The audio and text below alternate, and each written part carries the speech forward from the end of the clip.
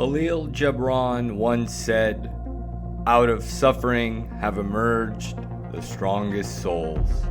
The most massive characters are seared with scars."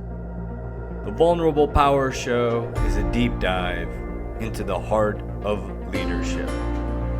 Hear raw insights and wisdom from experienced leaders who transformed during their dark night of the soul journey, now bringing light to the world. Spotlighting heart-centered leaders that have transformed, stepping into their fullest light and mission. Learn how you, too, can weather life's storm and thrive. What are the keys for successful personal growth and life-changing transformation? It is my intention to bring you wisdom, empowerment, hope, and inspiration, so you too can ascend to your fullest light as a leader, to bring about impact for the collective good.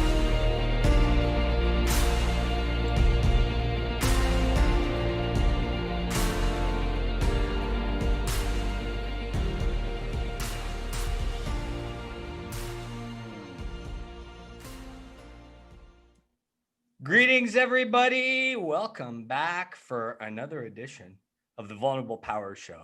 Today, a dear soul brother here sharing his Sabbath, my dear friend, Larry Bruce Kesslin. And we're going to take a deep dive into the heart of this very powerful leader who I believe not only embodies conscious leadership, also a good integration of the divine masculine and the divine feminine.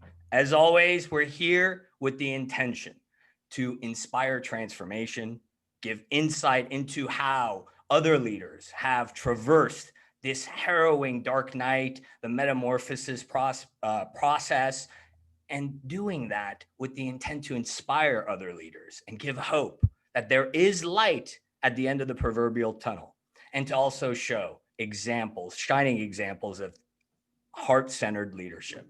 So as always, I like to introduce how we met the guest that I have on. So Larry, I've known for a long time now. And we met when Larry had moved back to San Diego, California, and he had been meeting with some of the top leaders. And he sat with a colleague who had recently met me through a networking group.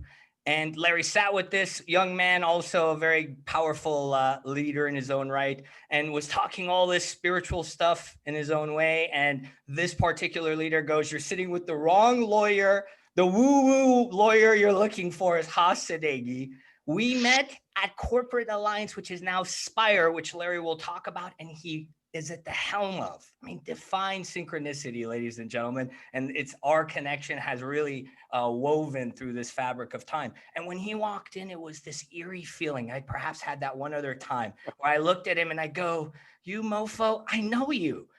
And right away, he's like, and there was this implied resonance in our field that this Iranian raised Muslim guy and this Israeli Jew from New York were somehow intertwined soul brothers. And here we are. And we've been through hell literally together. We've had several calls when I was on my sabbatical where we were pinging back and forth. One day he was crying, one day I was crying. So without further ado, Larry, thank you for being here. Thank you for sharing yourself on a holy day and to really open that space up. How are you? How are you feeling? I'm doing great. I'm doing really, really well. I want to thank you for the opportunity and the honor to be here, and all the work that you're doing in the world and the message you're getting out and the clarity that you have and the ability to communicate it in a language that others can interpret. And I think that's really critical at this stage of your transformation. You've been responsible for it, brother. There's been a lot of learning you've taught me, and your patience and your grace. So thank you, truly. We'll see if it's an honor by the end. So without further ado, laugh at everything these days. What do you want to know? Yeah, let's start at the beginning. It's very inspired as the premise here. Whatever feels, so to speak, on an improvised note. What, from your perspective, from your leadership perspective, When did you start? We'll call it your awakening process. When did you start this awakening process at a more deep level that then really started to peel you back and bring it into more of this icky, tough territory, the existential, that ontological place, that we call the dark night, so to speak? So I'll give you probably 3 or 4 events in my life that have kind of transformed me. So we'll start in 1993. 29-year-old executive at GE. And I went to spend a week with 85 inner city kids in Colorado. And it's Friday night. I'm sitting there in this open gym. I'm standing in this hallway. It was pretty dark, and I could smell the wood burning. I could almost taste the air of the cold, crisp air. And I'm looking at these 85 kids that I just spent the last week with. And it was part of a program called Grassroots Aspen Experience. I was a volunteer. I took a dozen kids from New York there. There were kids from LA and Denver and New Orleans and Phoenix, all inner city youth that were disadvantaged to go to Aspen to see what life could be like on the other side. So we gave them a week's worth of ski instructions, things that they never thought that they could ever do in their life based on where they came from. And if you give somebody, the whole basis of motivation work is show something to somebody that they never thought they would experience. And then you can open up their brain and say, if I gave you that, I could feed you new information to install in your brain. So the guy who started it was one of the 5 Black gentlemen that lived in Aspen. And he started this program. And I have a whole story behind it, but I won't go into that today. But I ended up at this barn gym, and it's Friday night, and I'm leaving the next day to go back to New York. And I was living in New York City at the time. And I land, and I'm like, what am I doing? I'm working for this company with 300,000 employees. Jack Welch was the CEO of the time, largest company in the world, #1 company in the world. G ranked people from 1 to 5. I was a 1 in the business, and I could really write my own ticket type of thing. And I get home and I go to work on Monday. And I'd just been promoted about 5 months earlier. And I'm like, what am I doing? And I had sat with my boss and had many conversations with him. And I called him up on Monday night and I just said, I'm done. He's like, what do you mean you're done? I said, I just spent a week with these 85 inner city kids. And I realized on that Friday night in that gym that those kids were happier than I was. And they came from nothing. And this is a theme in my life. They came from nothing and they had joy and happiness and connection. And here it is, this 29-year-old kid who is an engineer by degree on the sales side at GE. And I was empty. I was a number.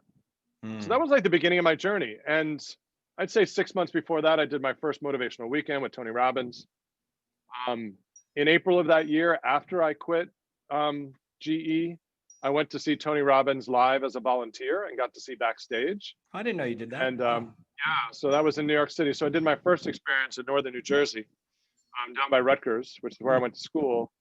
And then I did my second experience at the Jacob Javits Center in New York City in spring of 1993. And I never touched any of that stuff again because I saw the back stuff. He's phenomenal on stage and probably one of the greatest motivational speakers, yet his actions behind stage did not align with what I saw backstage. And we love you, Tony, if you're listening. I know you've collaborated with Dr. Habib Sadeghi. I love you. And we're not picking anybody else. It is a good theme that we'll talk about, alignment and leadership. So I appreciate you highlighting. He might be aligned today, but back when I met him, there was some disconnection. So I decided, through that. So it's spring of 1993 and I just leave. I walk away. And I just started on this journey. So I started my own business. My boss said, what are you going to do? I said, I have no idea, but not this. And he's like, so what? I'm like, I don't know. I'm just going to go on this journey. I went on a journey. I mean, I didn't make money. What year was that now? So you 1993. 93. Okay. 1993. Okay. So I just turned 57. I feel younger than I've ever felt. I am in a totally amazing place for me, mentally, spiritually, and physically. So 1993 comes. I start on this journey. I meet a guy on a train who wanted to start an entrepreneurship radio show called Let's Talk Business. Ended up partnering with him. Took equity in that business. We had a radio show for 8 years. I learned a lot about entrepreneurship. 1997, I meet my wife of 22 years. 1998, we get married. 2000, we have our first child. And then the second big event of my life was September 11th of 2001, living in New York City. My daughter was 16 months old. My wife was 8 months pregnant with our son. And I get a phone call from one of her friends, and she says, "You got to turn on the TV." And we're like, "What are you talking about?" She said, "Somebody flew an airplane into one of the towers." She knew it wasn't an accident. She knew what was going on. And so I spent the next 6 weeks dealing with the towers coming down and 9/11 and thinking about my mortality. And we were just selling our 2-bedroom apartment to buy a 4-bedroom apartment that we couldn't afford. And I mean, the world just provided for us. For the first time in my life, I got through that period of time saying, I can't afford this, and we're doing all this stuff, and had my own business, and it required my clients to get on airplanes to go to meetings, and everybody told me my business would be destroyed. It wasn't. Life went on. My kids were born. We raised them. And then about 2007, 2008, we come to San Diego for a winter break. And I've always wanted to live in California. I've always felt, even when I got out of college in 85, I took a job where I could have ended up in California, but things didn't happen that way. And I ended up in Pittsburgh of all places, and then back in New York. So it's 2007, 2008, and we've come to California to spend the winter break with my sister-in-law who lives in Del Mar. And she's like, "You can't stay here for 2 weeks." Because we had 2 little kids. She had a little kid. And she's like, my kids were what, 7 and 5. And she's like, "That's too much. I can't have 3 little kids in my house." So we decided to rent a convertible. We drove to Mendocino and back. We stopped in San Luis Obispo. We stopped in San Francisco. And we get home from that trip. And my wife is looking at me. I'm in my mid 40s at that point. And she's looking at me saying, "What's wrong with you?" Because I'm moping around the apartment. And I mean, I'm not a moper. And she says, "What's going on?" And I said, "I don't know." And then I came back a couple of days later and I said, "Should we get an apartment in San Diego? Should we buy something? Because it's a 6-hour flight, but I feel connected there." And I said, "I don't know what it is, but it's silly, but kind of that's where I want to be." And I let it go. And she didn't say anything. I know why, because I was there. No, I'm kidding. So 2008 in June, my wife was seeing a therapist, and I would go with her probably every 3 to 4 months. And we'd do a joint session. And I'm at this joint session. It was June 6th, I think, of 2008. And the therapist asked me a question. I said, "Our life is perfect except for one thing." And he said, "What's that?" I said, "It's not worth discussing because I know my wife's not going to leave New York. Her mom lives on the Upper West Side of Manhattan, still does. And she promised her mom that she would stay there." And she looked at me and she said, what was it? Why wouldn't you ask?" She said, "Ask, you might be surprised."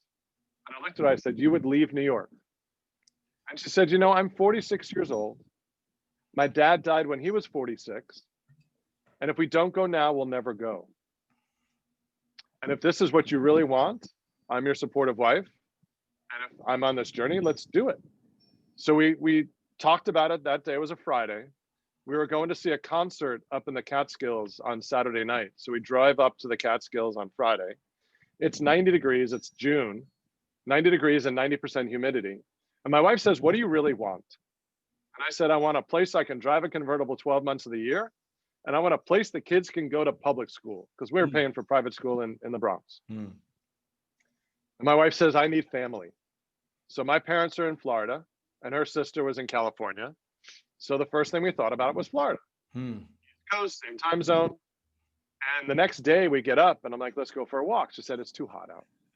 And I said, "If you don't like this weather, you're going to hate Florida." Yeah. So within 12, maybe 18 hours, we went from Florida as the first choice to Florida being knocked off the list. And she says, "Would you move to San Diego?" I'm like, "Would I move to San Diego?" I said, "Can we sell the apartment tomorrow?"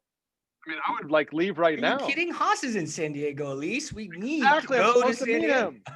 Exactly. So we start talking about it and we start thinking about, she said, "Well, why don't we call my sister who lives in Del Mar and say, we have these friends that are thinking to move to California. And if you were to tell a couple from New York where they should move in California so we can start researching houses, what would you suggest?" This is Saturday. We go to the concert Saturday night. Sunday comes, we're driving back, and we decide to tell her it's us. So we call her, and she picks up the phone, and my wife says to her sister,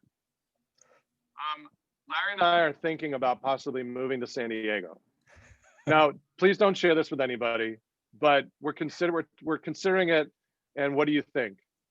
And all I hear in the background is this little girl's voice saying, and then I find out that we're on speakerphone with her husband and her daughter. Her daughter's 6 months older than our daughter, and then 2 years older than our son. And they're coming to visit us in about 4 to 5 weeks. So now we're talking about it after 2 days. We told my sister-in-law and brother-in-law and niece, and now we've got to tell our family, my mother-in-law and our kids, before they get there 5 weeks later. So we wait a couple of weeks to tell my mother-in-law. So we told my mother-in-law just around 4th of July weekend. And then we told our kids that we're moving to California. My mother-in-law was really heartbroken. But for me, I had a choice. And I don't want to say it was a truly selfish choice, but it was somewhat selfish in the sense that I could be beholden to the will of my mother-in-law and take care of her for the rest of my life, or take care of myself. And I chose to take care of myself, but we committed to going back every summer. So it's been 11 summers since we left. And my wife has gone back for at least 4 to 5 weeks every summer. I was back the first 9 summers. I went back every time for at least a month to 2 months. The last 2 summers, since I've taken a lot of work here in San Diego, I shifted my life 5 years ago to focus on San Diego. I've stayed here most of the time. Last year, I went out for about 4 or 5 days. The year before that, I went out for about 2 weeks.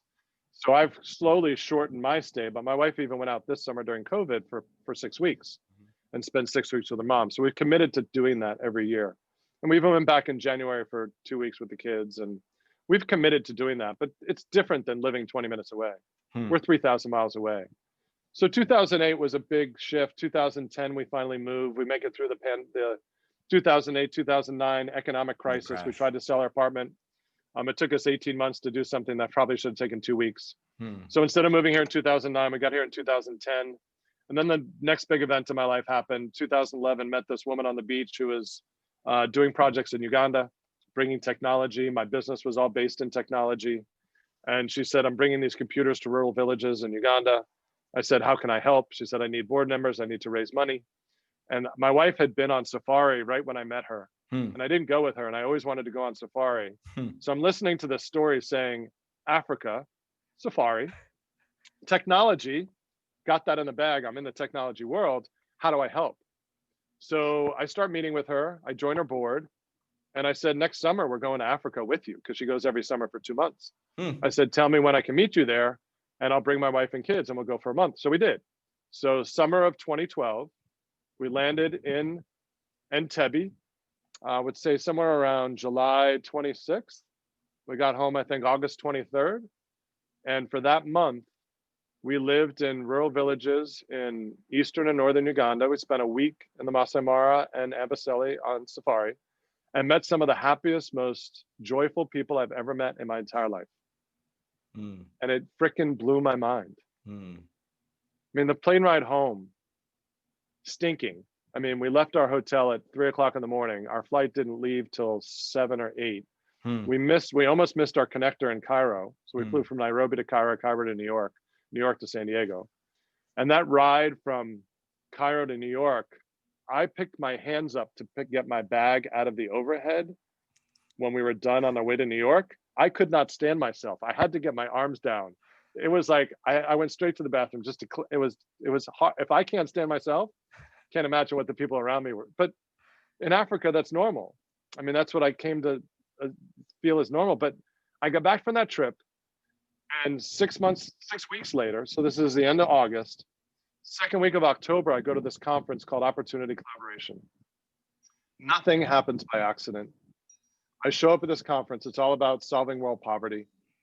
This guy, Jerry Mikulski, back in April said, if you really want to do world change, which is what I was focused on, is I was making money. My business had done well. So I started, 1993. It's now 2012. Right. I'm making a good living. My best year ever was 2013. Wow. I made more money than I ever would have dreamed in a year. And money's rolling. I'm doing really, really well financially, but I'm still feeling empty. Hmm. And I see these people that have nothing. Remember my trip to Colorado Mm-hmm. in my late 20s, meeting all these people, these kids that had nothing that were happier than I was. Right. I go to Africa, I see all these people with nothing that are happier than I am. Right. And it's this theme in my life. It's not about the stuff. And it took me, so I get to the conference. They break you into these small groups. They're called colloquiums. And the first colloquium I'm in, 15 people for 4 days. You get to know them really, really well. First three questions were asked. What is poverty? Who gets to define it? Why are we trying to fix it? Wow. It's like, I just get back from Africa where I Hmm. meet all these people that are supposedly poor. And I'm sitting there going, they are not poor. Right. They're not poor. They might be impoverished, but they're not poor. I'm poor. Our culture is Mhm. poor. They were just impoverished. So it shifted my whole world. And I came up with some of the craziest stuff on that first week. And I went to that conference 3 years in a row. 2012 Introduction to Social Change, meeting people around the world, 400 people around the world trying to solve world poverty. Hmm. 56 delegates were gifted by one of the funders, this guy, Ron Cordes. There were a dozen people that were from the media that were sponsored by Ron Boehm. I met all the people that were involved, Topher Wilkins ran the conference. I think COVID killed it this year, so they didn't have it, Mm. but they do two of them. They did one in Mexico for world and one in Florida for the United States around solving world poverty. And I found my tribe. Those are the people I wanted to spend all my time with. So year one, I go. Year two, I go back and I start realizing I know enough about entrepreneurship that it's really typically not the entrepreneur that makes businesses successful. It's the COO. It's that second person in the seat that makes the business fly. And I'm like, we Operations. keep honoring the entrepreneur. Why don't we create a COO for change program, which someday in my lifetime I will get kicked off, where we raise money to put number twos into businesses, pull them out of Bain and McKinsey and all these big consulting firms because they're empty and heartless and they really want to make a living, but they're not going to trade $500,000 a year for an $80,000 a year salary, but they would trade it for 200, maybe 225. They'd go half to save their soul, but they wouldn't go a quarter. So how do we get them and say, okay, you got a year, I'll subsidize you for a year, and you got a year to figure out how to pay yourself through next year's budget. I Mm-hmm. could see that happening. So the third year I go back and I'm in the turmoil of my business that I've been running for 20 years. I decided to take a trip around the world in the beginning of 2015, and now we're in the middle of 2014. I told my partner in January, I'm not going to go into the story of how this all came about, but that trip to Africa spurred some stuff to me about global travel and teaching my kids what's important in life. So I decided to pull them out of school for a year and take them on a trip around the world while I was running my business because I'd become inconsequential in my business. Hmm. I had maybe less than 10 meetings a year around the country I needed to be at, and I had a team of 9 people, and they were all taking over my work, which I loved. But from the time I decided to take that trip in late December of 2013 until July of 2014, my business started to unravel. And if you want to get into that, I can explain why. I've We'll touch analyzed it upon enough to know that. this. The deconstruction parts. Yeah. Yeah.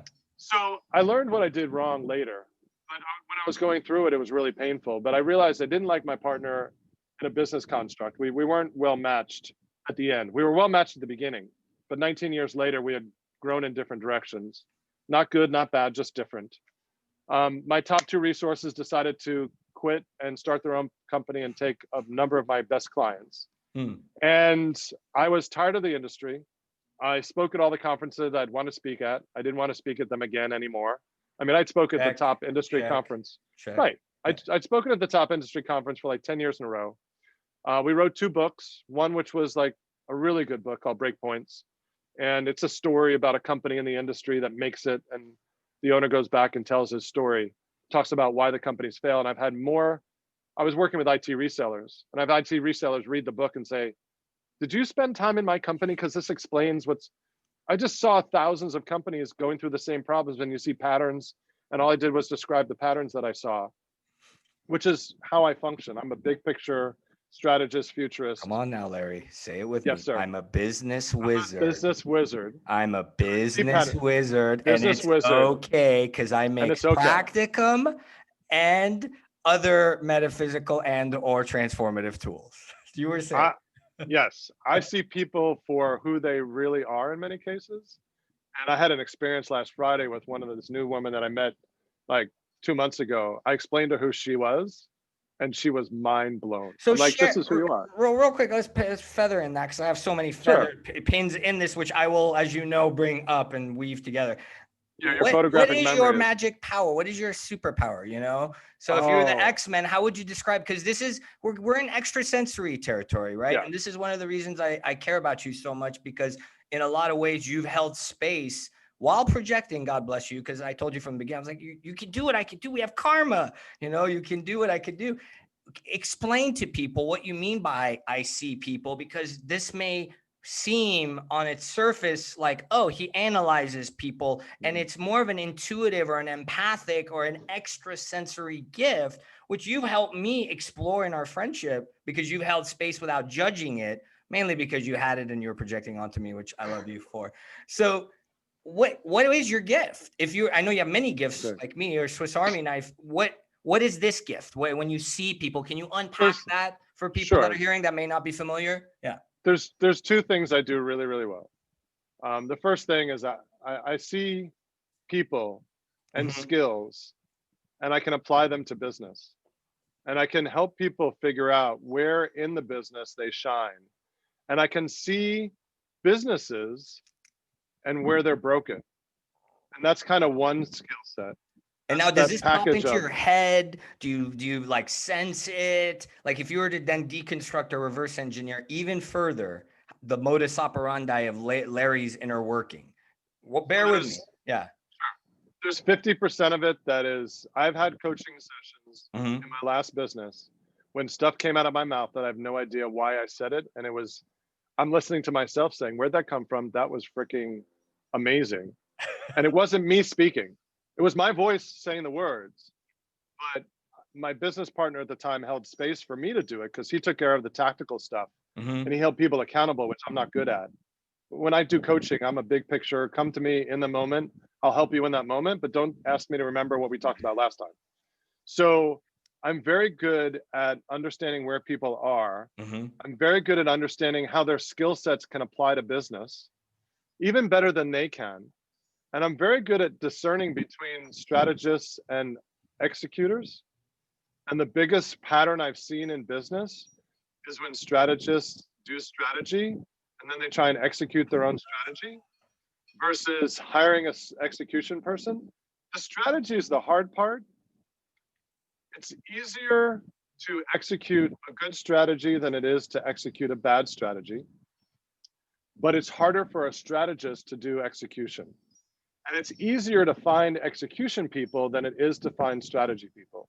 Mm-hmm. So when you find a good strategy person, like this woman that I recently got introduced to, who's phenomenal and doesn't see herself the way that I see her, not that the way that I see her is right.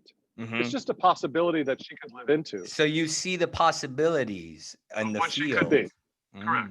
Mm. Mm. And she has this ability, I call her a GSDer. She's a get shit done person. So she's best at going into chaos, spending 2 to 3 months, 4 months in the chaos, and then leaving a system behind and getting out of the way, because once she has the system, she's not the right person to manage it because she lives in chaos and she brings order to chaos. And once there's order, she's bored. So she's an injectable. She's one of these people that needs to be injected into companies. So what I'm working on right now in my big picture in this, what I'm working on right now, I run a community, called Spire. I also do business development for this outsourced accounting firm, which we're going to take the accounting firm. I mean, the founder of the accounting firm is the most aligned business Mm-hmm. person I've met in my career to my belief system. It's like you and I are soul connected. Ryan and I are soul connected in a way that I can't explain. Mm-hmm. Like our desire to leave this planet better than we found it is our driver. Mm-hmm. And somebody said to me earlier, well, it's your age that you're at. Well, he's 11 years younger than me. It's not age. It's a resonance. It's all about what we are cut from. And one of the biggest, I don't want to lose this thought about projection and not expecting anybody else to carry my belief system. So there's a big part of my journey, a couple of big things that I got stuck on. And I'm probably stuck on some stuff now, and I'll learn it over time. But 10 years ago, 8 years ago, when I went to Africa, I was stuck on purpose. And to me, purpose was our destiny. And then I got through that and realized that purpose is just a vehicle to help us connect more deeply with others. And our destiny is to connect as human beings. So you asked me before this call, what do I really want in society? And I want everybody to realize that we're all deeply connected to each other at the end of the day, that we are one. And not in a woo-woo way, but in a true way, that we are all connected to each other, that this world is a huge projection, and we're just looking at this television set and we make up our stories every day, all day. So you can make up, and my wife is very I mean, my wife is a huge walking heart, and I can change on a dime and decide I'm going to change, and tomorrow I change. And my wife's like, "How do you do that?" I'm like, "I don't know. I just can." And she hates it because she can't. And I stopped judging. That was the biggest, probably one of the biggest transformations, two transformations around that. The purpose not being the destiny, but purpose being the reason. So I can connect with people that are all about purpose. So if they're seeking purpose, or their purpose is to leave the world better than they found it, I can get into relationship with them in 30 minutes. 30 minutes or less, if I can get into a deep, meaningful conversation about why you exist. And if your existence is around leaving this planet better than you found it, that is better than 3 years of games going to, you could be the biggest Jets fan, Knicks fan, Giant fan, Yankee fan, whatever fan you are. I'm a New Yorker, so I could go to 100 baseball games with you and we could connect around the Yankees. But if you're not deeply rooted in leaving this planet better than you found it, you're not going to connect at that level with me. Mm-hmm. It'll be a surface level connection, even if we go to lots of experiences together. Mm-hmm. Or I can meet somebody for 30 minutes that has a deep, purposeful connection with me, and I'll be more in connection with them than my Yankee fan buddies. Mm-hmm. So that's one fundamental belief system. The piece that has also transformed myself is that I stopped judging those that don't have the same purpose gene that I have. Mm-hmm. I was given a certain DNA, and I'm living out my DNA, and to stop judging others for living out their DNA. So if they're happy enough raising kids, having a family, or not having family, and just being taking care of themselves, then that is their journey. They're just probably not going to be my best friend. Or maybe they will, but right now I'm seeking, you know what I'm seeking, self-aware, Mm-hmm. world-changing, get shit done dolphins. Mm-hmm. I've been saying that for 5 years. I like people that know who they are, that want to change the world, that are able to get stuff done, that are givers. So I have this whole construct of sharks, dolphins, and sharks that dress up as dolphins, which is Adam Grant's book, Give and Take, givers, takers, and matchers. And I'm looking for givers, people that know that giving unconditionally, just for the sake of expecting nothing in return, is why we were put here. Now, I don't need everybody to believe that, but I do want to spend most of my time with people that do believe that, because that's where I get connection. Mm. So I want to go back to a couple of things. This is beautiful Sure. because I took some notes. And again, the first thing I want to talk about is kismet, or the Yiddish word, which is synchronicity, fate, this notion of there are no accidents if you're aware, the awareness is there. And, you talk about 9/11, and I joked about it at the beginning because really what we're talking about, and I want to talk first about identity, Yes. and then you said something else that I want to branch out upon and go back and revisit, which is how did you shift? Because you talked about this shifting of the mindset and instilling or inspiring or planting seeds. You didn't say it that way. That's how I received it. So before we get there and your journey through this acceptance, non-judgment, and all that, because for me, it's fascinating because I go, well, 9/11 was an interesting experience for me growing up Middle Eastern in this country. Because, I had one Jewish friend growing up. I wasn't around the culture that much. And you get indoctrinated with, we're talking Jets fans, we're the rivals over there. I don't know sports that well. So Capulets and Montagues, right? Patriots, right? Patriots, yeah. Right? So it's this essence, because you're touching on this notion of non-judgment and unity, which, for me is big in peace building and what I studied in terms of my background in diplomacy. So, and we share that, we have that shared purpose. So what do you see in terms of, especially now, right? We have so much divisiveness, so much entrenchment on identity constructs. Anger. Well, before we go to the what is occurring, let me phrase this constructively. Bear with me to give you the therefore, I guess. Before you go to that question, can I just definitely, So you asked me a question, the last question, I didn't finish. Oh yeah, I apologize. Yeah. So let me, before we get into you and I are going everywhere. Yeah. So I love helping people see the possibilities in their work that they don't see. And I love helping businesses and helping them strategize and get to the next step. And my other greatest power is really connecting human beings that need to be connected for some reason that I'm not sure I always know. I walk around the world and I meet people and names pop into my head and it's never the same name. So it's not like I remember 5 people and I'm introducing them to everybody.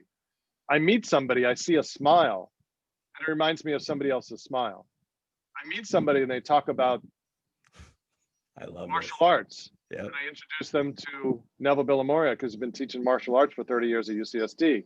I meet people that I find things about them that are uncommon. So at Spire, I created this thing called the Spire 33. It's 33 pieces of information I want to collect about everybody that I see and meet because I want to be able to find ways to connect them with other people that have the same likes and dislikes around what type of food they like, what places they like to travel to, things that nobody would think about to connect people around, uncommon commonalities. So seeing business as a strategist and a connector and a visionary futurist, and then finding people that should meet each other, and finding what I'm going to be doing in San Diego is putting together senior leadership teams that can get injected fractional, that can get injected into companies when needed, and putting the right resource in at the right time to build an ecosystem that just takes all this roadkill businesses that died because the owner's ego got in the way or they couldn't get to the next step. That's what Ryan and I from RG Alliance, we have this same vision of all these businesses that die for reasons that were unnecessary. And there are certain businesses that are meant to scale, and there are certain businesses that are not meant to scale. Mm-hmm. And these are all things I've learned on this entrepreneurial journey. You don't scale service businesses. Service businesses don't scale. Product businesses scale. Scalable, reproducible, not dependent on people, which means every time you grow a dollar, you don't have to add a body for the next dollar. Mm-hmm. You need to hire more people to service every dollar you bring in. That's not a scalable business. It has been scaled.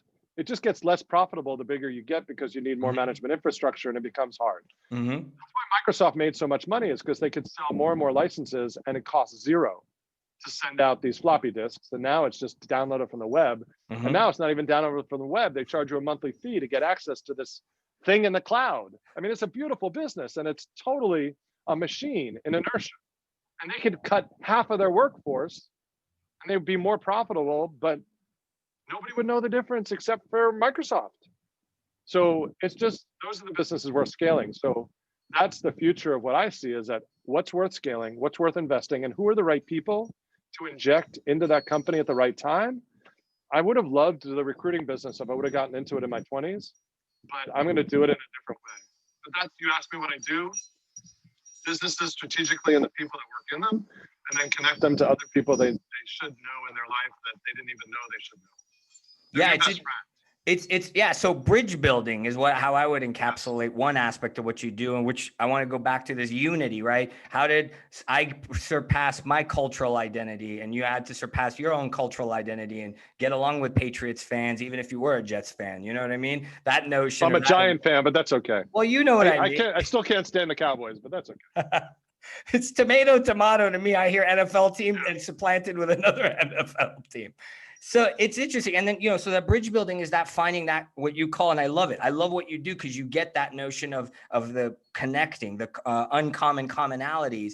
And then the connecting the dots, which you use as your branding for some time. That is a very unique extrasensory gift, because I see it as, and I find it more and more, the more I shift my awareness, that people tell you what you need to hear. And if you're paying attention, they mention martial arts so that you would then get the intuitive cue that you get to connect that piece of data in the field of consciousness with the other. And then I'm going to go back to this when we dissect some more, because I want you to explain to the audience your experience with balancing strategy and purpose, right? Because I think that's what you and I do really well in a unique way. That's when I saw you, I said, oh, we have the same North Node and karma. And you were like, okay, I don't know what that means. It somehow this weird woo-woo stuff you're talking about resonates somehow. This is what we're gifted at. We can take the spiritual, metaphysical, whatever verbiage you want to use, purpose in your instance, and then take this strategy into practicum. And I think that's very vital. I feel that's very vital moving forward for conscious businesses, visionary. That's why you and I get along so lovingly moving forward, because no matter what's happening in our journey, we see the bigger picture of what's happening on the world stage, which is the paradigm. Stuff shows up. Yeah. When you're in that mindset, when you're in that place, so I'll give you an example. I literally got a call from one of my clients yesterday. Yeah. He says, Larry, can you help me? I'm like, tell me what you need. says I'm selling my house and I'm buying another house, and the person who's I'm buying from won't let me make my purchase contingent on escrow, and I need a $200,000 short-term loan, 30 days, maybe 45 days, and on Monday. So this is a call I get on Thursday. On Monday, I had a call with another guy who used to be a client who's in the real estate business, and he happened to mention to me that he's doing hard money loans for situations exactly like this, and he lives in La Jolla. And I connected them yesterday, and they'll probably do a deal next week. Now, he showed up. I hadn't talked to him in months. He was on my tickle list. I followed up with him. He told me that this is something he knew he's working on. He didn't have to share it with me, but he did. And I made the introduction, and I'm pretty sure that he told me how he makes money. He says they're small loans, and he just makes 3 points over 60 days. And if you add it up, it comes out to 80% interest over the year if you keep. And I'm like, holy crap. So I don't know why it happens to me. And I started bike riding a lot. So I'm on the 101 and I meet this guy who's got a bike and I like his bike, and I start talking to him, and he just went on my bike. He's going to start on my regular Thursday morning bike rides now. And he runs a commercial pool company, like real commercial pools, like Olympic pools. He's doing the Swimmers Hall of Fame in Florida. Interesting. And I got this other project with this young kid who wants to build this surf hotel and around surf pools. And oh yeah, you mentioned that. They need to meet each other. Everybody's showing up exactly when they need to. And then my world just intersects because I'm open to it. When did you get yourself out of the way? When did you remove your ego enough to say, hey, I don't need a cut of that. Oh, I need a cut of that. Or that's my deal. Or shit, I put this together. Let me get the recognition for it. Whatever flavor of that was for you, right? Because you came from that identity construct like we all did from corporate, right? Is mine, right? That hierarchical, my territory, commission, money, get my piece of it. So my ex-business partner was like that. I mean, we had deals that went sideways because of that. There's varying degrees. Probably took me. There's varying degrees of it. Yeah. It took me a few years after I left that business and started in San Diego. San Diego has softened me immensely. Talk about that. So then talk about that softening for a second while dovetailing that if you can. I had a conversation with somebody today on the way here who's a outsourced VP of sales here in San Diego. And we were talking about East Coast mentality. I love East Coast mentality. I love the drive that New Yorkers have. I love the drive that I grew up in. I don't love it every day, and I don't love competing with it, and I don't love everybody around me comparing how much they have compared to what I have, and I didn't want my kids growing up in that. And when you get to San Diego, so New York is all about 7 to 7 is work. This is just work. It's expected that you're going to work 7 to 7 all day, 5 days a week. I wanted freedom. I defined success at 28 as the ability to do what I want whenever I want to do it. That was my definition of success. So I was going towards that direction. And in New York, everybody was about achievement. So when I got enough money, and for me, let's say enough money at that point in my life was maybe $150,000 a year to live on, and I was making more than that, then I don't need to live to my next income level. I'd live to my income level that I had. And if I made more, I could go have fun versus working more to get more. So I started playing a lot more golf. I started playing a lot of tennis, and I couldn't find other people to play with in the middle of the day in New York because nobody did that. The only people that did that were the people that were millionaires, and I couldn't afford the millionaire memberships. I couldn't afford to play in their game because I didn't have that much money, but I had enough for me. And when I came to San Diego, I could find people that wanted to play all day, every day. San Diego is about life. It's about having a complete balanced life, and it softened me. I had a choice. So imagine my career. I have this business for 20 years. 5 years before I exit, I moved to San Diego. Whenever I left New York, I'd get on an airplane and say, thank God I'm leaving New York. It's middle of November, and I'm going to New Orleans. God, thank you. Thank you for giving me this opportunity to go to this conference, enjoy some good jambalaya, go to a conference, meet a bunch of people, sell my stuff, get a few clients, and go home. My kids were little. I could get a good night's sleep in a hotel. I didn't have to hear crying babies. And I'd get home and I'd go on 2 to 3 trips a month. Fast forward, I moved to San Diego. New York City, I can get a direct flight to anywhere in the country. Every place in the country you can get a direct flight from, except for some small cities. But every major city I had to go to. So I've been to every state. I've been to most major, the top 50 cities in this country I've been to for meetings, whatever. I can get a direct flight to just about anywhere. Come to San Diego, I'm 3 time zones away from the East Coast.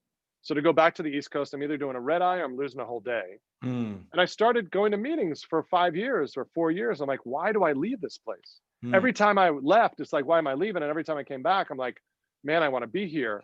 And by the time I walked away from my business, I told my partner, I said, I just want to live my life in San Diego. Mm. I want to redesign my life. So fast forward, I decided to walk away from my business. Didn't sell it. Everybody's like, oh, you sold it. I didn't sell it. I just literally shut it down and said goodbye to my clients. I had 8 other resources that worked for us, and they absorbed all the clients. So the clients were fine. They weren't hurt. I was hurt financially, but I accepted that.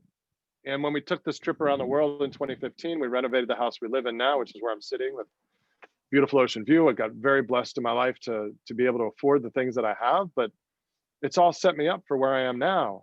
But those first 2 years when I came back, I kept that New York attitude. I kept that East Coast mentality in San Diego, and it did not benefit me here.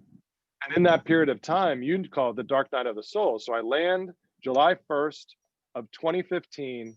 I land in San Diego to Mm. redesign my life to be built around San Diego after spending 6 months traveling with my family. My kids went to bed at midnight with me. I only need about 6 hours of sleep. So I'm up at 6 a.m. And my wife loves to sleep. And my kids and my wife would sleep till noon. Mm. So I had from 6 a.m. to noon every day to myself. I would start with 40 minutes of meditation. Mm. I would do the 5 rights, the spinning, the back bend, the table, the upward dog, downward dog. And that's the I would do 5 that every Tibetan morning, rites for those that are 5 listening. Tibetan 5 rights. Tibetan rites. And I did that for 5 months.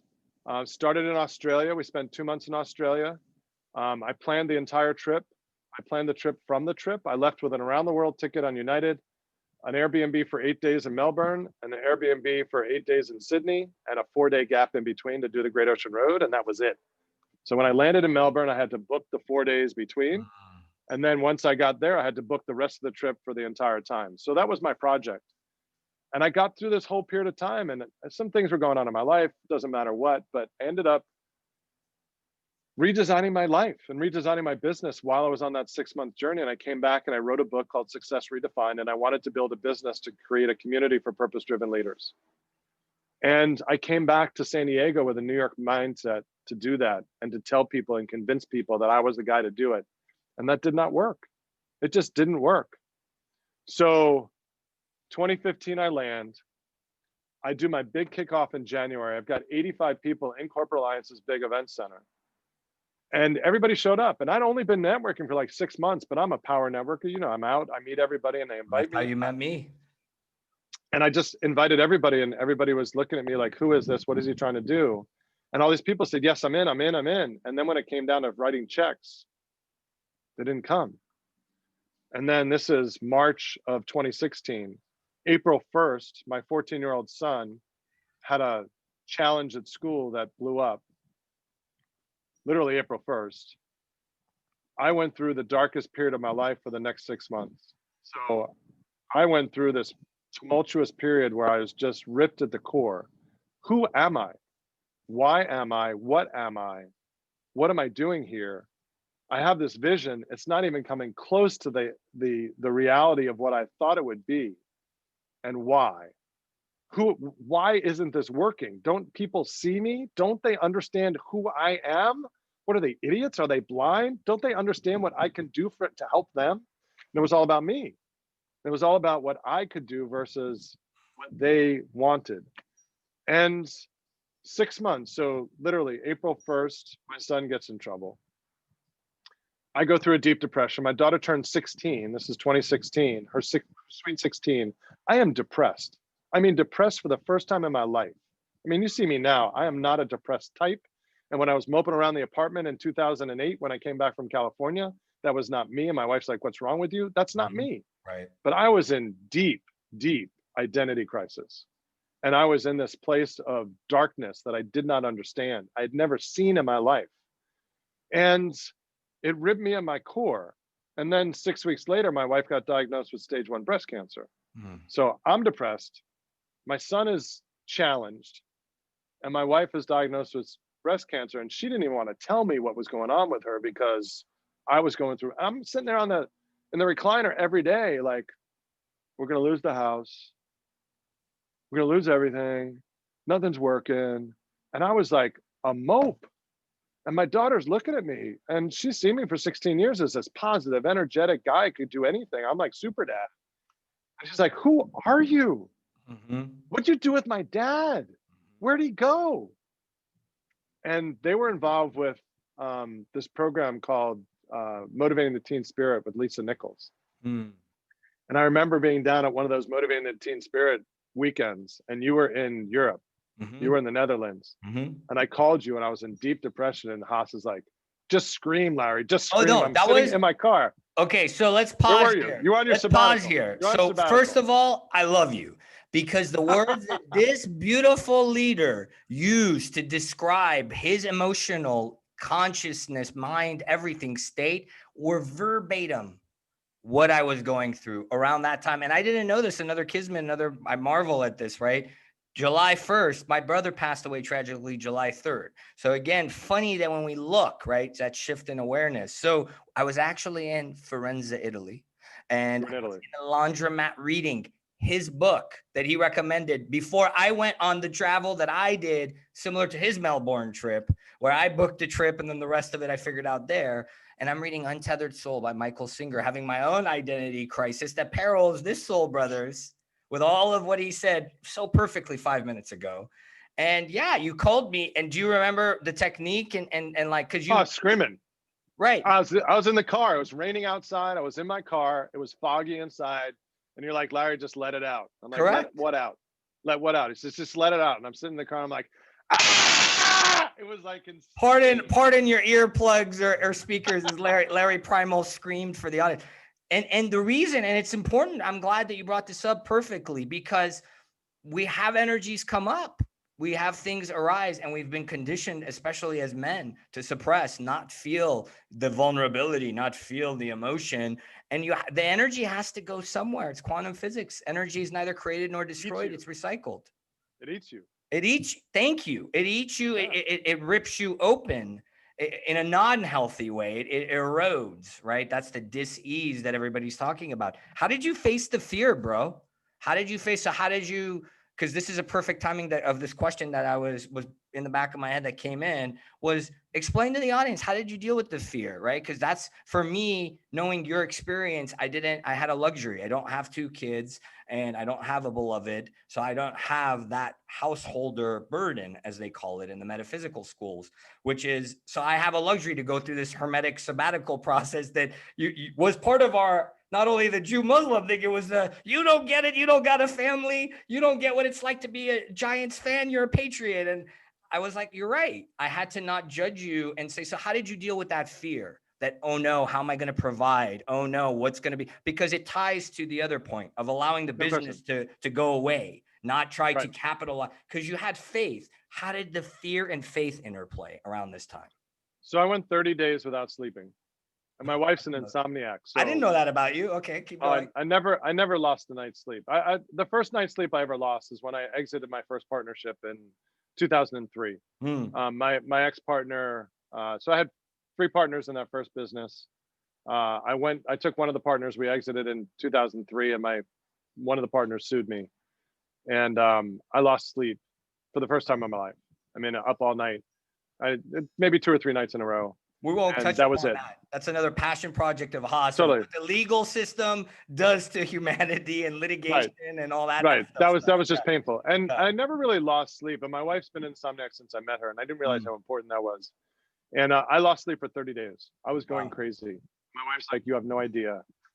So for me, it was bad. And what happened was I hired a friend of mine, Alexis Dixon, who you know. Alexis is another angel in my life. When I was going through that period of time, he called me every day. He's like, "How you doing, brother?"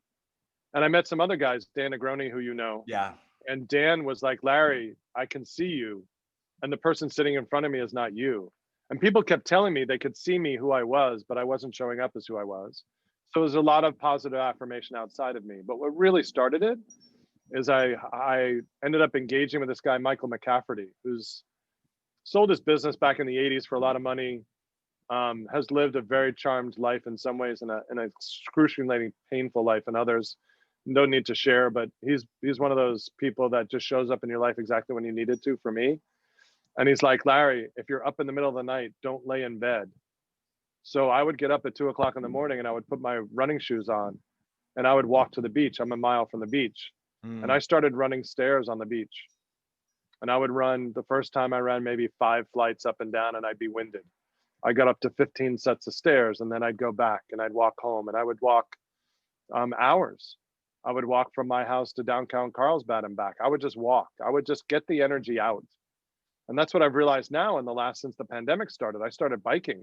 And for me, it's all physical. When I get the physical tuned in, now it's my next step is diet, because if I can tune my diet to match my exercise right now, I've lost 20 pounds since the pandemic started. I feel the best I've felt since my junior year in college. And I'm at that point now where it's all about alignment for the right reasons, not because I want it, but because it's who I am. It's how I show up in the world and how I want to be seen. But you asked, how did I get out of it? I would say mostly physical fitness and focusing on me. I lost 20 plus pounds at that moment. But I stood in the shower one day after losing sleep for 30 days and losing 20 pounds because I lost my appetite. I didn't want to eat. I was eating maybe oatmeal for breakfast. I was eating a little bit at lunch and a little bit at dinner. And I just dropped 20 pounds like that. And I stood in the shower one day and I said, I am so miserable, even though I'm skinny. I'd rather be fat and happy than this skinny and as miserable as I am.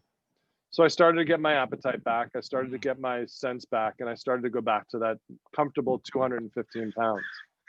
And I was in my mid 190s at that moment when I was really depressed. And I liked the way that I looked. I hated the way I felt. And now I'm back at those mid 190s, and I love the way that I feel, and I like the way that I look, and there's more to be done with that. But it was all fitness and just finding people around me that loved me and reinforcing. And then something happened in the middle of 2016. We talk about identity. And this is what I helped this woman last week do. When you own a business for 20 years and you do everything, you have no idea what you really do. You wake up in the morning, you figured out how your business makes money, and you just do stuff. At least the service business I had.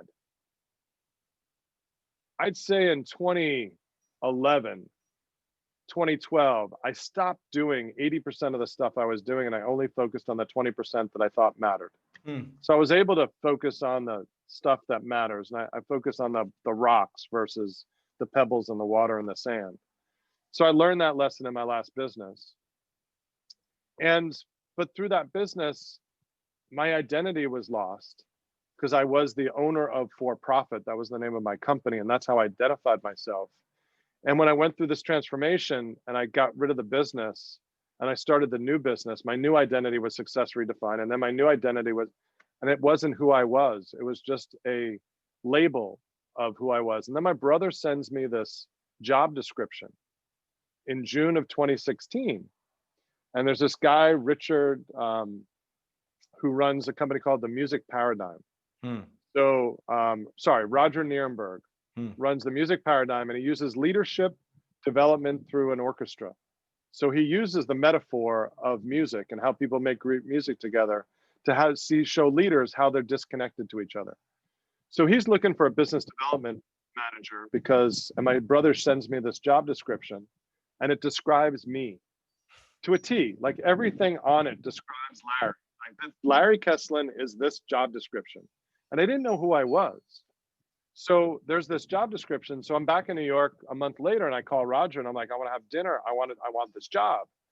And he's like, hey, I'm looking for somebody in New York. I said, I'll fly back once a month for a week and I'll do this job. I want this job. And he's like, but you've written books and you're a published author and you're an entrepreneur. Why do you want to work for me? And he didn't hire me, which was the best thing for both of us because I would have been nuts. He would have driven me crazy and I would have destroyed his world. But I realized that I am a business development professional. That is my greatest skill set in business. And I see business development different than most. I'm not a salesperson. Although I'm a good salesperson, that's not my core strength. I told you, futurist, strategist. So business development is fixing the pieces in the business that are broken Mm-hmm. operationally, and how do you make the business better? That's business development. And getting the right clients and helping the company figure out who your ideal client is, Mm-hmm. and building the ecosystem and the strategic alliance partners to get those clients to come as a natural part of business versus selling. The business I'm working in right now, in the next 18 to 24 months, will never need to make a sales call. There will be so much inbound opportunity because of how the company functions and how we'll set up the business development system. And I'm also going to get involved in all those projects up front. So I look at this thing, but business development is what I am. That's my DNA. And that's when it started to shift. And I started to get my creativity back. And I love numbers and words. So my last company was called For Profit. This company I named Five Dots Mm-hmm. because of Steve Jobs' commencement speech at Stanford University in 2005, I think it was, where he said, you can't connect the dots looking forward, can only connect them looking backwards. And I started realizing all the connections in my past. And even today, it amazes me of why certain relationships are in my life. But you meet everybody for a reason. And every time I meet somebody, I'm like, okay, let me just understand the reason why they're in my life. Am I here to help them? Are they here to help me? Are we here to help each other? What am I here to give? And it's a totally different relationship than every relationship going into, what am I supposed to get from this person? Mm-hmm. In some relationships, I am meant to get something. And some relationships I am meant to give. And some relationships are both. And I have to stop judging. I just need to ask the question, why is this person sitting in front of me? What information do I need to understand in order to get to the next step? And that process of physically focusing on exercise, getting a definition of who my new identity was. Mm-hmm. Now the opportunity that you keep saying and that we keep talking about is that's the old Larry, is I need to even drop the business development moniker because that's what gave me some clarity as to how I function in the business world. But now I'm just me. I'm just a being having an experience on this planet with the opportunities to create anything that I want to create. We can manifest whatever we want. We just need to get out of our own way. Well, so go back to this softening. So go back to this identity deconstruction quickly. What helped you? What supported you? So this is, in terms of what, in addition to what else you've talked about, tips in terms of the audience listening that maybe are challenged now, especially as I would say you and I we're prepared ahead of the curve, early adopters, futurists, etc. So there are many that are going through what Larry and Hass went through in 2016, that deconstruction. Right now. Right now. Brought up a lot. Yeah. Correct. The pandemic has brought it all up because your life's out of alignment before the pandemic. The pandemic just heightens everything. Correct. You're locked with your spouse, you're locked with your kids, or you're locked alone and you're missing whatever it is, whatever situation you're in, it amplifies everything. So my wife and I've gotten much closer through this process because I found ways for us to connect. We play Mahjong. I mean, of all the craziest things, we play two-handed Mahjong and we can do that for hours. And as long as I'm spending time with her, we can hike, although she has bad knees and it hurts. There's things we can do together. That's what she needs. And what I need is the freedom to do what I want whenever I want to do it. That's my definition of success. So we found some really good brother. Well, as knowing you intimately, right? I mean, I'd say you and I are very similar, that we were kicking and screaming. And so this ties to the judgment that I want to kind of also start again, if we can. When did you start allowing that, okay, the differences with my wife or the thing like that I sense we talk about allowing, and the fact that you've gone through it practically, when did that shift for you to say, you know what, I got to allow this to happen? I stopped judging how I spent my time based on a consumption and production. So we live in a production and consumption world. And I feel like when the pandemic started, everybody around me was like, oh my God, I need to learn all these new skills. I need to become a LinkedIn expert. And I sat there literally the first 30 days, I went sideways. But within 30 days, I kind of self-corrected and I said, nope, this process for me is inward.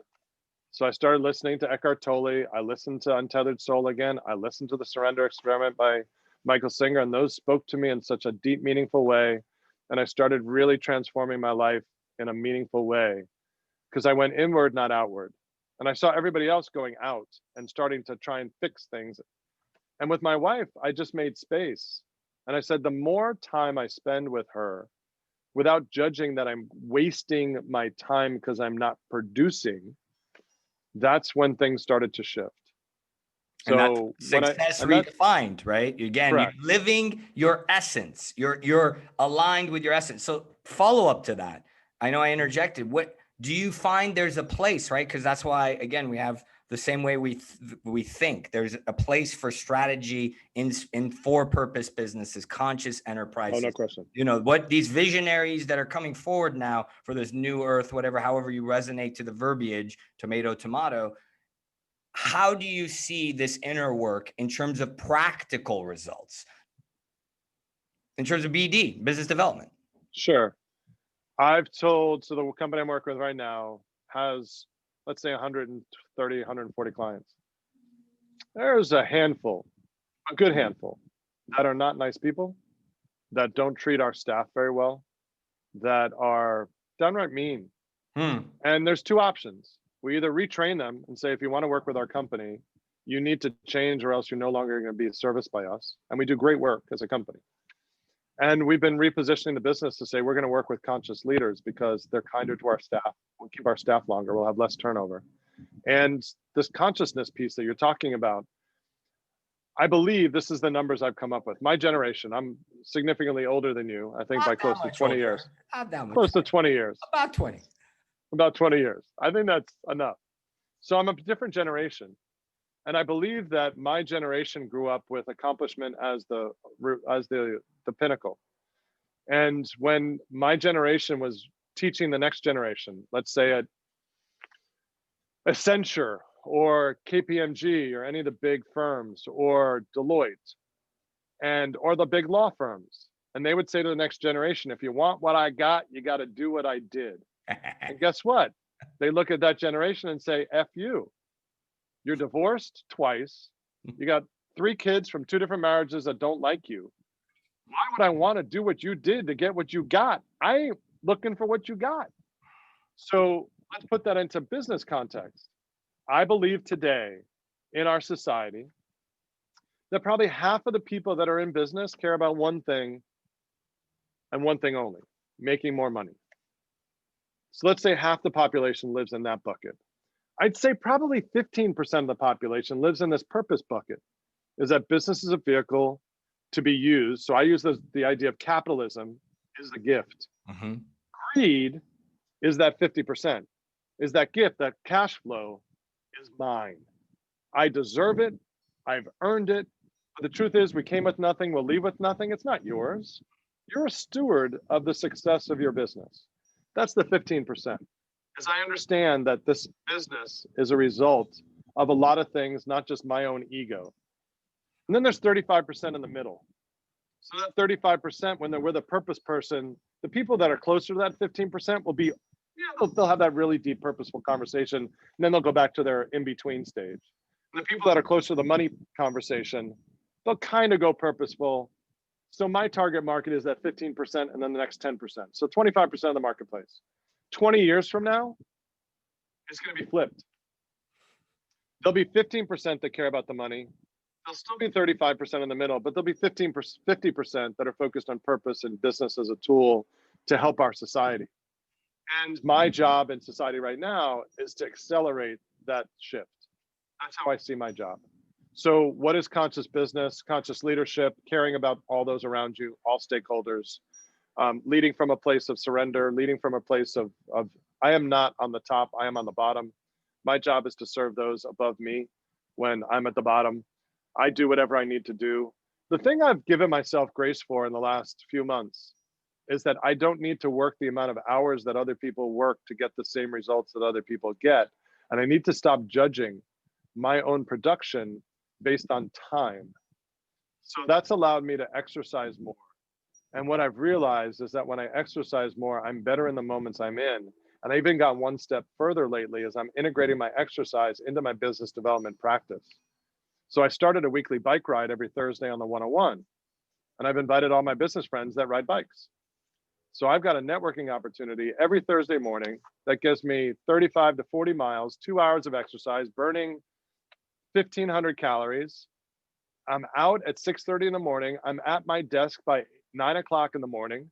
And I've already done half a day's work on a bike, talking business with people that I really like that are other bikers. So it's now integrating my life into my work and stop separating my exercise from my work.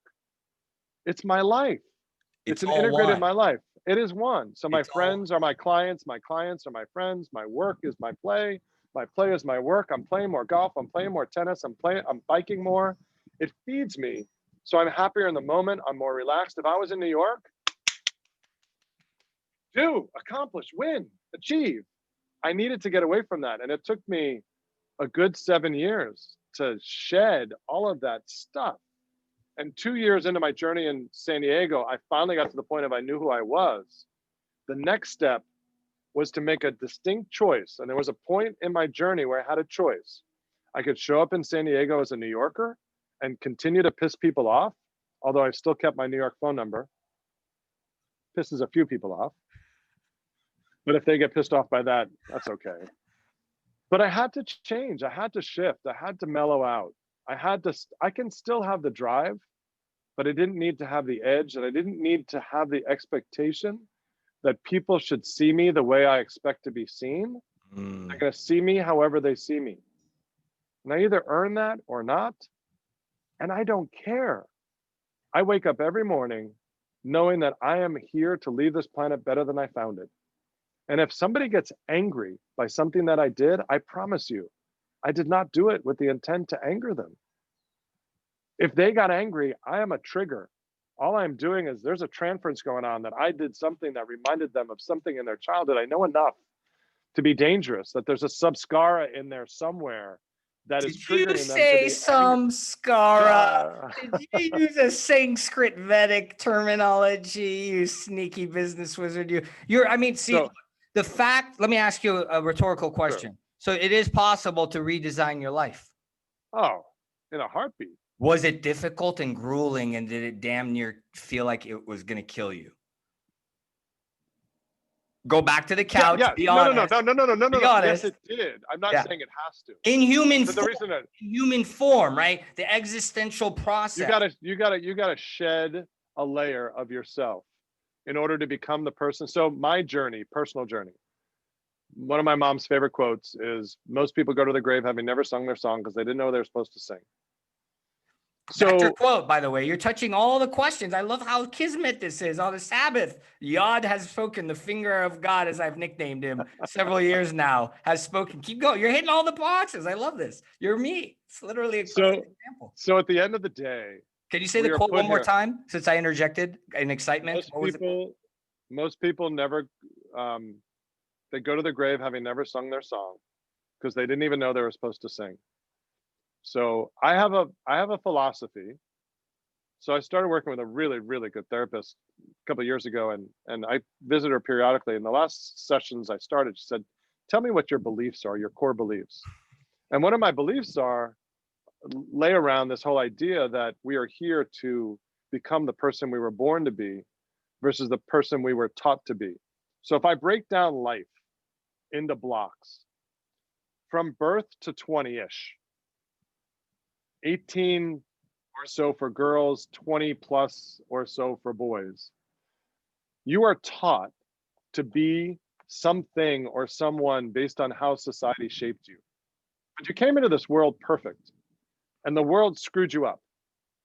So by the time you hit 20-ish, you have a choice to become the person that the world taught you to be, which is effed up and usually not who you were born to be.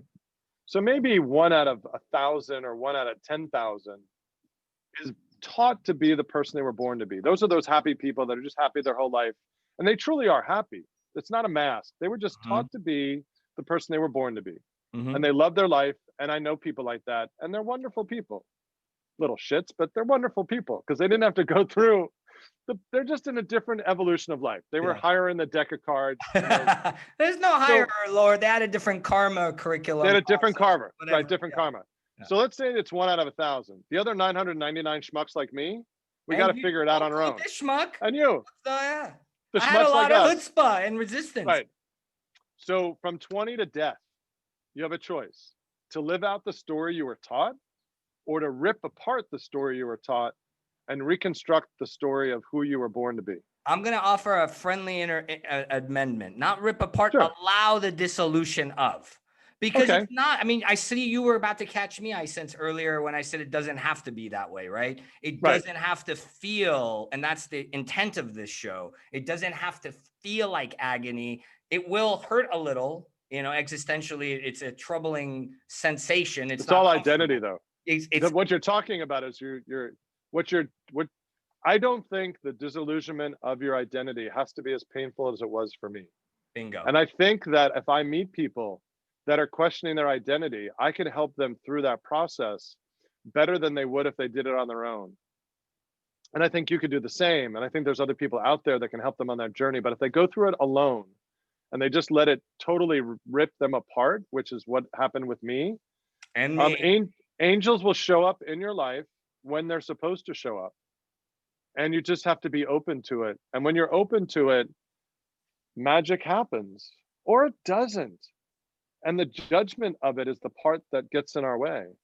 Is I should be further along, or I should have a nicer house, or I should. Or they should be, to bring back that question that we never, I want to broach too, which is they should be like me. You know, the Jewish people should see my Muslim upbringing as valid and etc. Or because I like this. This is so funny, right? Because as I hear your story, because I haven't heard it to this depth, right? You had equally your conscious choice.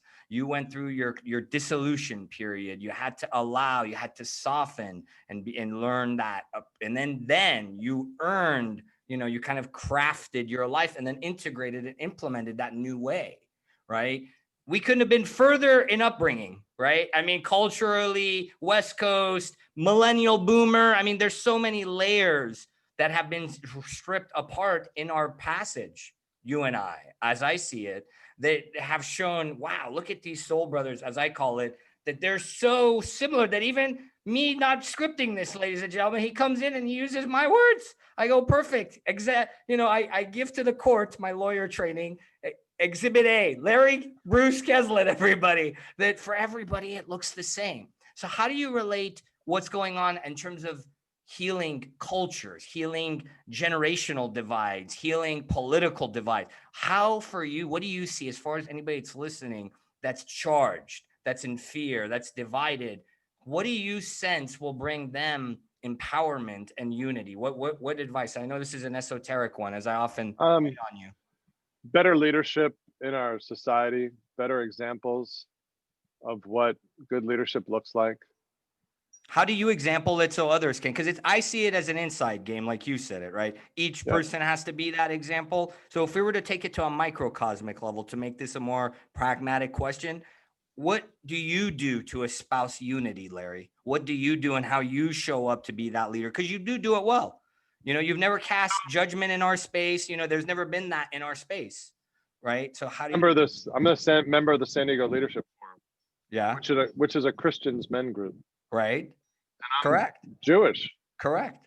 And I go to those meetings every month. It's a little and they talk easier. about, You're still the same new Old Testament. You're not in this whole new book over here. I'm teasing you. it's very different. Yeah, no, I tease you. It's an extreme, but I like everybody that I meet. Yeah. Because our values are aligned. Our beliefs are different. How did you get there, bro? How did you get to the point where you started to look deeper for the values and disregard the surface? Because I sense I have a really good friend in San Francisco who is deeply Christian, and I met him probably in 2004 or so, and we've stayed really good friends in the IT industry. I even met him earlier, and then when I moved to San Diego, he grew up in San Diego. He played on the same high school baseball team as Billy Bean, who runs the A's, and super great guy. His name is Rob Moyer. And we might do some business together now. He's with Automation Anywhere up in San Francisco, a bot company, and looking at using his technology. But we started talking, I'd say about 8-9 years ago. And I said to him, I said, what are you doing? You're so deeply religious. And what are you doing hanging out with a New York Jew? And he said to me, he said, Larry, we have the same values. We just show up differently in how we've learned them.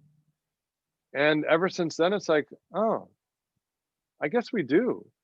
And I've met a lot of people that are deeply Christian and deeply faithful, and the ones that are deeply conservative, that have a lot of judgment, I don't like spending a lot of time with.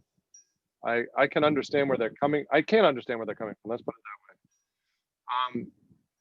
I try not to dismiss them, Mm. but if I had a choice, I'd rather spend time with ones that I can actually connect with. And there's plenty of people that I've connected with on this level of giving back and being part of something greater than ourselves. Because you talked about the book that I told you to read, but the book that I wrote about success and success redefined, my definition at 28 was the ability to do what I want whenever I want to do it. And that served me until it didn't serve me. When I got to freedom and I got to Africa and I met all these people that had nothing, think about it. I had the ability to afford a month in Africa with a family of 4 and my brother meeting us for a week on safari in Kenya. And it was just cash flow, dude. I didn't have to take out any loans. I didn't have to do anything. If that doesn't define the ability to do what I want whenever I want to do it and still not being happy, then my definition was broken. So I started reconstructing it. And I did a TEDx talk about the disconnected, connected world and why we're disconnected and what causes it. And you talked earlier about the generations. I think that if you go to Africa, my TED talk talks about it. They're connected to each other because their core belief system is they're in survival mode. So if you look at Maslow's hierarchy of needs, this is in the book. I believe if Maslow were alive today, he would tell you his hierarchy of needs was not hierarchical. The foundation of Maslow's hierarchy is survival, food, water, shelter, and safety. Now, if you look at that and say, I would contend that survival is our greatest human instinct as an animal on this planet, I would also contend it's our greatest human purpose. And if we think about it that way, the foundation of Maslow's hierarchy is our instinctive purpose. The top of Maslow's hierarchy is our own individual purpose. And once you're beyond survival, you need to find your own purpose. Because in the middle is me. It's self-esteem and love and belonging. It's all about me. So if we look at our culture, I believe we're beloved above survival, but we're not self-actualizing. So we're living in me. It's a very myopic, all about me. What's in it for me? What's mine? How big a house can I buy? How nice a trip can I take? How big a boat can I tell you to show you how big my dick is? I mean, what is it about you that's defining your external? But when you find your own purpose, and my contention was in the book and is in the book, is that the foundation of his hierarchy is our instinctive purpose. The top of his hierarchy is our individual purpose. Once you get beyond survival, you need to find your purpose so you can connect more deeply, which is the connectedness continuum. I have these 5 layers of connection. It starts with surface level. Connected on Facebook. We're connected, right? I don't know you from Adam, but we're connected. LinkedIn, whatever. That's surface level. Inside of the next one is community based. Those Yankee fans, those Giant fans, they're connected to me in community. We have something in common. The next level of connection is relationship one-to-one. You and me and my wife, me and my parents, me and my siblings, me and my kids, one-to-one relationship. The 4th level of connection is connection to self. And in our culture, I don't believe we do self very, very well. But the better we are in self, the better we are in relationship, the better we are in community. But inside of self is connection to our own purpose.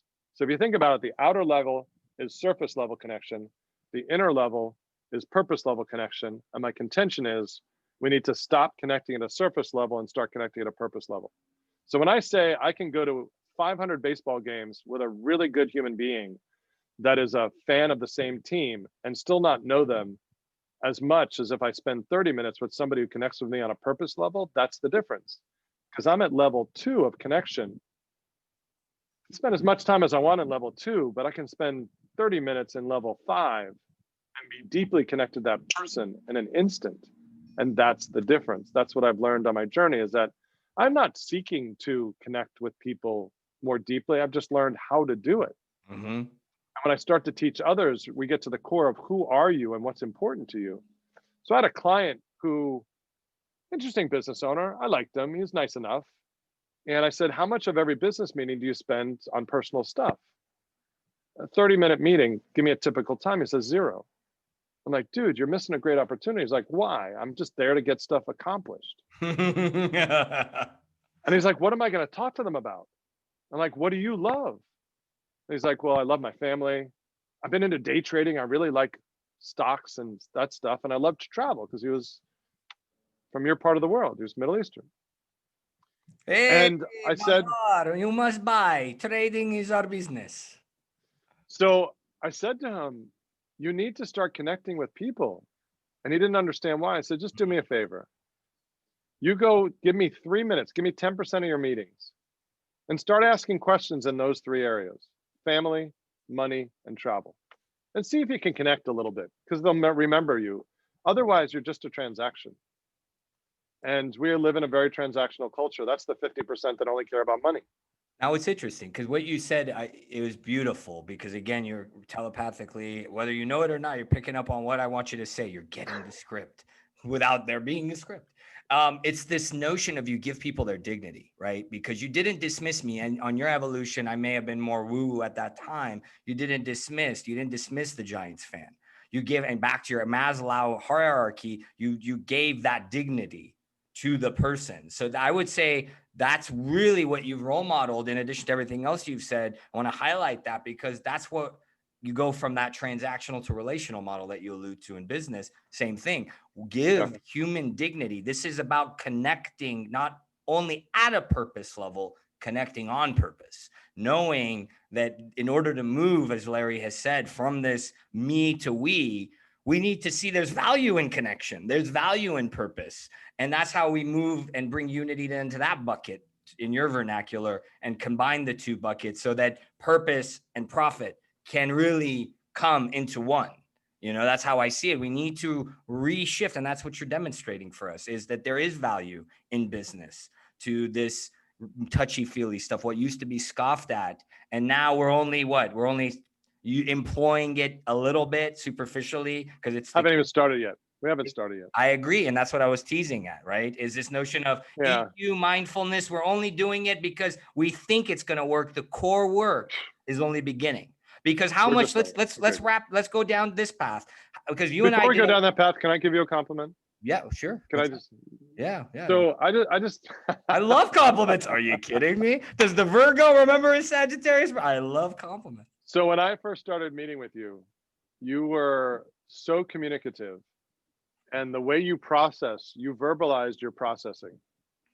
And I remember having conversations with you that I had no idea what you were talking about, but you were so interesting that I stayed engaged.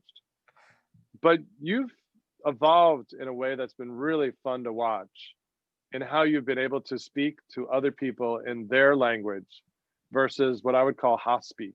I think you've let go of Hass speak and realized that you just need to communicate to people in the way that they need to hear it versus you processing things verbally. So I love you. I receive that fully. And it's a testament to the work we've both done in mirroring each other, right? Because it's like when Moshe came down the mountain, and I see a lot of it as like you were Moshe first, a couple years ahead of me. Because it sounds like now hearing the story, I go, wow, I'm marveling at you did that processing, came back to San Diego, and you were like, hey, everybody. And that was me. Because then I came back from the mothership and I was like this alien, like high frequency, creative genius. And then you were like Aaron going, hey, the people aren't going to understand you right now. You sound a little out there, grounded. Again, man, thank you. I appreciate that acknowledgement. I receive it. And you're a part of that, bro, because that's why I wanted, when I teed up and got the download for the show, I said, you got to be on this because you're a seminal part of this journey. I love the earth signs in my life. I had Tanya, my soul sister, last time as a Taurus and a Virgo. I mean, how much have I changed? I've used to judge earth signs. Remember all the astro bashing I used to tell everybody about who's this and this is their journey and and I used to judge you for being a certain astro profile in my own weird esoteric judgment way, right? And yeah, so I've stripped to my essence as you have. And that's why I feel this has been a really remarkable and kismet example of that. This leadership is possible, and we're only getting started now.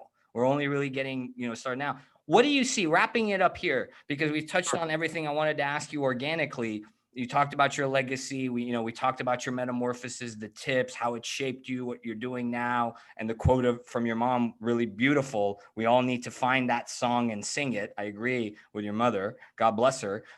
What do you see She's now? 86 and still alive and a great influence in my life. Your mom's going to be around longer than probably we will be. Our moms are like that. They're like those old school OG vibe. I'm going to stand up for a bit because I need to I'm in my backyard and the sun is about to hit me sitting down. So What a it'll give me more time to life stand up. we live. Again, back to this, and you even brought Africa back because I wanted you to touch on what things we took for granted, and again, how a tough of a life you lead that the sun is about to be in your eyes. I tease you. I'm beyond blessed. I know we both are, and I really appreciate your acknowledgement and your grace and your gratitude. Last question, business-wise, because we're both this, we have this passion for and shared purpose of shifting the business paradigm. What do you see as last tips for those reluctant business leaders that are in that bucket? Here's the last piece of the microphone. Get on your grandstand and do it in as much of a non-judgmental way as you can, inviting them in. Those last skeptics that may happen to hear this episode, and the fact that they've listened for this last hour and a half still marvels me, and they're still skeptical. What do you say to them? Where do we go in deepening our connection in order to deepen our bottom line? I believe that our ego is what keeps us from pure love. And the people that are judging and I would say the win-lose paradigm is over. And the people that win at the expense of others are the ones that end up, I don't even want to judge where they end up. I like that. I believe that I realized that when I got to win, my fulfillment went higher. So if you want your fulfillment to go higher, if you think you're fulfilled with win-lose, imagine how much more you would enjoy if you figured out how to do it through a win-win lens. Not that they're wrong, not that they're bad. It's just training. Our society has taught us a certain way. I say all the time that Madison Avenue and Hollywood and Wall Street run our lives. So Madison Avenue tells you how you should dress. Hollywood explains what a relationship looks like, which is all bullshit because relationships are dirty and messy and unclean. And Hollywood makes them look beautiful in 2 hours. And then Wall Street tells us what we're worth. And none of it's real. It's all a story. The American dollar is a made-up construct that's not even real. Ray Dalio talks about reestablishing the dollar and breaking it down, and every 90 years, every 80 to 100 years, it reconstitutes. So we might be in one of those phases right now. Let's not talk about Bretton Woods. We don't have to go there. And fiat analysis. Right. You and I could have a whole other show on. So, but for those people that are in that place, I would welcome them to experiment with win-win and see what it feels like to empower others versus trying to get the most out of it for you. Because at the end of the day, I said it before, you came with nothing, you'll leave with nothing. How do you let others around you benefit from everything that you've done? How do we make it not about us? How do we help ourselves be more enlightened so that we can live more peacefully? And to me, that's as simple as I can make it. We're so gifted to live in this country. I wish that every 6th to 12th grader in this country could spend at least 3 months living in a third world country, that they might come back to this place and have a very different perspective. I know kids that live in San Diego that have never left San Diego, and they think that this is the world. This is nirvana on steroids in a bubble. I mean, the weather's beautiful. I mean, we haven't had rain. I mean, not even a non-sunny day in 6 months. We're supposed to get rain on Sunday for the first time, 30% chance. I mean, I've been biking for 6 months without having to worry about whether it's going to rain tomorrow. It's beautifully worded. We're blessed. It's funny because they say in the mystical schools, they say heaven on earth is already here. We have to simply see it. Right. And we have to look for it and allow it. And what gets in the way, as my soul brother Larry has so eloquently demonstrated on this episode, is our constructs, is our identities, the things that we attach to, the judgments that then further project or divide us. And it's all made up. All made up, which then rip us apart. I mean, take it from two beings who have run that race and been good at it and effective at it and run, maybe I didn't go as long as he did in establishing his business, rightfully so. You have more BD experience as you teach me along the way, and you're good at it. it is time for us to look at these deeper levels and to go within. So thank you, brother. Thank you for being here. Thank you for also being an angel on the path for me. Very much, I hope you feel, know, and sense and trust that I'm very grateful for our blossoming and for what you do and how you've done it for me, and being there and equally sharing the path. For those that are listening, thank you for experiencing this, for following us, and really, above all else, for finding your own source of connection within so that you can show up and move from this me to this we that Larry talked about. As always, grateful and thank you, and have a blessed day.